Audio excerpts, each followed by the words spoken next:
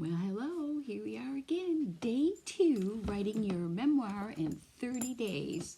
It's Max and Wendy, your happiness coach and healthy aging mentor. Let's talk about, I want to talk a little bit about yesterday, day 1. And I just wanted to say a couple of things. First of all, did you do it? Let me know. I just would love to know. If you struggled a bit, I'll tell you what's wrong. 2 things. 1, you're thinking. This doesn't require thinking. This is coming from your heart. Your heart knows. And we bury it a lot of times with all this thinking nonsense that's going on. We're trying to discover what's in our hearts. It has everything to do with who we are and what we're meant to do and what we should be doing. And especially now in this, this is a transformative time, if we allow it. So no thinking and no editing. And I heard somebody tell this story just the other day, coincidentally. God wink, however you view it.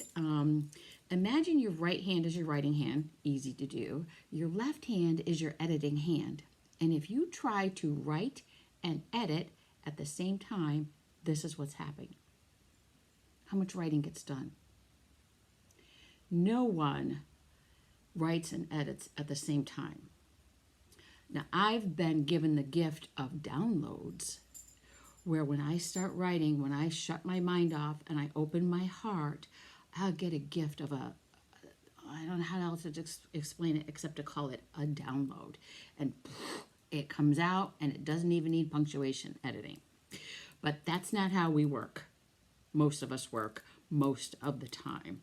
And any writer will tell you, you put down thoughts and you write them and rewrite them and work on them and work on them. And then if you can afford it, or if you're lucky enough, you give it to friends or you hire a publisher and they help, because they'll read it and they'll begin to ask questions, things that you think are in there, to fill in the blanks. Or, I have a friend, she just gifted at editing and she'll do all the punctuation and all that kind of great stuff. But we're not going to worry about any of that right now. That's why yesterday I told you to start with just words.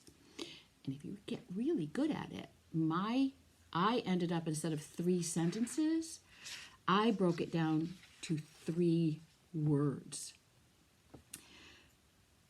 Peacemaker, survivor, and thriver. And that's what I want my book to be about. The lessons I learned throughout my life, not an autobiography and the details of all my life, but just the lessons I learned, the impressions that I got from my life experience and my takeaways. Now, you can write a memoir about an animal, about a one-time event, about a series of events. So, don't try to do what I do at all, because you're not me. I want you to discover what's inside of you. So if you didn't do yesterday, go back. It's quick and easy. Now today is interesting. She had us work on words again. I just want to read you a little tiny bit of what she wrote. And I would highly encourage you to get this book because there's so much more in it. And she's an expert. She's a PhD, so she knows what she's talking about. Let me see, I underlined a couple spots, a couple of things in chapter 2. So let me just get to them. Patience, please. A memoir is not an autobiography. I said this yesterday. An autobiography is strictly factual and chronological, covers your life from birth to today. It is accurate and full of facts and explanations. An autobiography states facts, whereas a memoir describes your reaction to those facts. And facts can be interesting, but your reaction, that's where you're going to grab people. And that's where you're going to find your lessons. Even if you don't know your lessons, when you begin writing, you'll find them out. It's so exciting. It's not the first time I've been through this book.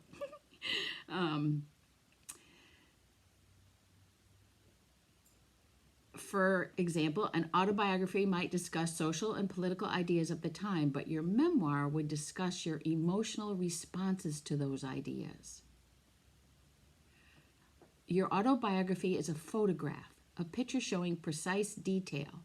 Your memoir, on the other hand, is an impressionistic painting, a canvas conveying general impression using free brushstrokes to create a general feeling.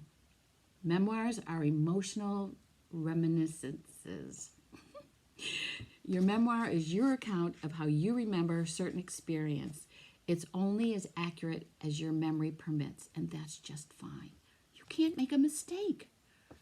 No teacher here. You don't hand this in. This is just for you. And maybe once it's done, you'll think maybe someone else would be helped with this. Or maybe it's something you can leave to your children if you have them. All right, so day two. And I'll put these in the comments. Well, actually, yeah, wherever they go, I'll put them there. So what we're going to do today, 1, 2, 3, 4, 5, 6, I'm going to give you 7 words. Well, 7 words. And I want you to just,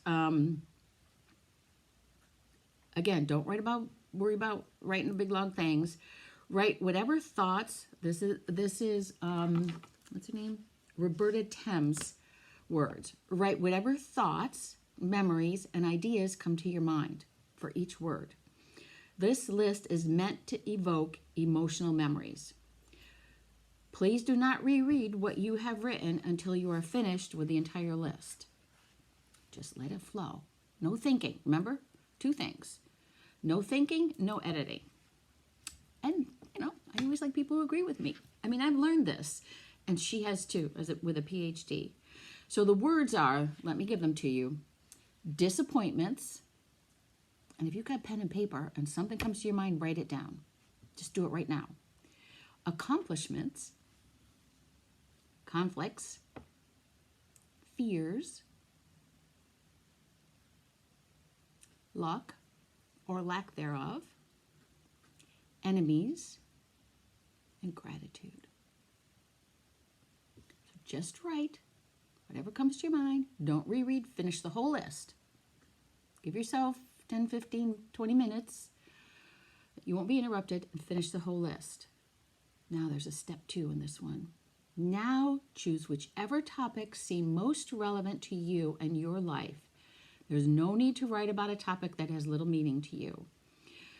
The list above may have just a few topics that resonate with you, and that's fine. Simply write a few paragraphs, or more if you want. It's fun. You're going to have a hard time stopping. I only stop when my wrist aches. Or you can type it if that's easier for you. I just love paper and pen.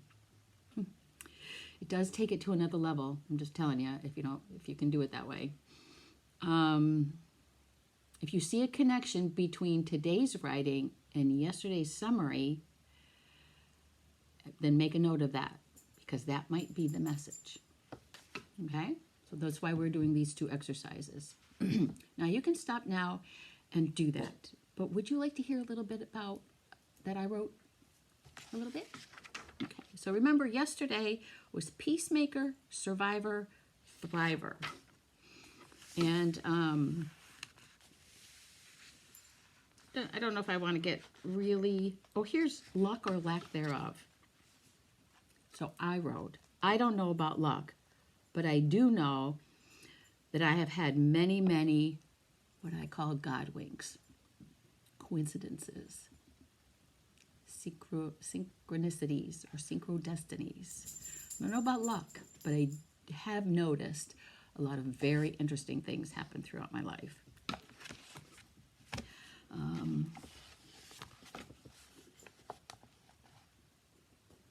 Enemies. I really couldn't think of any. Well, maybe my ex. But then I thought, well, me. Hey, Max. I have been my own worst enemy. And that might be something important to write about. And gratitude. The thing that sustains me, brings me back to joy, to life. Learning to turn everything dark, discouraging, every dark, discouraging thought to grace and gratitude. Every period thought. Exclamation point. And so I wrote a note here that, again, this is something that Roberta Temes mentioned. She says, if you find yourself writing about disappointments, that's okay. Writing about them actually diminishes their effect on you. And there's some scientific thing for it. But when I did this before, that's what I did write about. I wrote about a lot of that, a lot of disappointments, a lot of hurts, a lot of anger. I got that all out. So I wrote, this is what I wrote yesterday, just what came out. I'd rather at this point, having spent too many years wallowing in victimhood, I'd rather focus on the lessons learned, how far I've come, and where I'm going. So that's a little bit about me. That's a little bit about what I hope my memoir will produce. And by doing day 1 and day 2, it helped me uncover that. And now I have a focus. And so as each lesson, as each question, as each prompt, each day happens, you know, with that intention in the back of my mind and deep in my heart, let's see what we discover.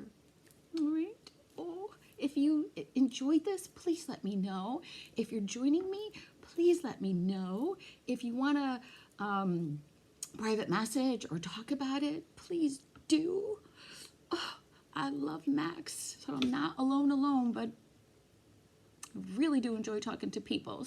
So anyway, so join me here. Maybe if I get brave enough and figure it out, and if some of you are brave enough, we can do, maybe we'll do it privately. We'll do a Zoom and we'll start talking about the things that we're learning and the things that we're writing. Won't that be fun? All right. Well, I'll see you tomorrow for day 3. And as always, sharing is caring. And if you know somebody else, maybe a lot of somebody else's that are sheltered in place right now, he needs a haircut bad. Oof, but he just had surgery and we have to wait. But we're going to get, you won't believe this puppy next week. But anyway, we all got a little hair issues going on now, don't we? All right, my friends. Thank you for being here, and stay safe, be well, and I'll talk to you soon. Max and I will talk to you soon. Bye-bye.